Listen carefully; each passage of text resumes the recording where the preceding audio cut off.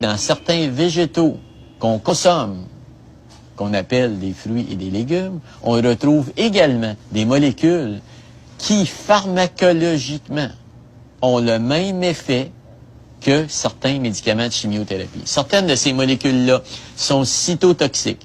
Elles détruisent les molécules cancéreuses. Certaines de ces molécules-là sont pro-apoptotiques. Elles induisent la cellule cancéreuse à se suicider. Certaines de ces molécules-là sont anti-inflammatoires. Elles bloquent l'inflammation dont la cellule cancéreuse a besoin pour favoriser son développement. Donc, comment est-ce qu'on mesure le potentiel d'inhibition d'un aliment?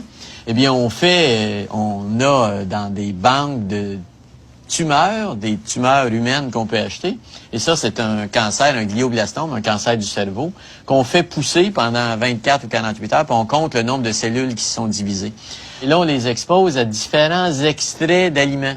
Alors ici, on a de la cerise, on a des carottes, on voit qu'il n'y a pas beaucoup d'inhibition. Mais lorsqu'on arrive avec l'ail, avec les choux de Bruxelles, avec les canneberges, on a 90% d'inhibition d'un glioblastome.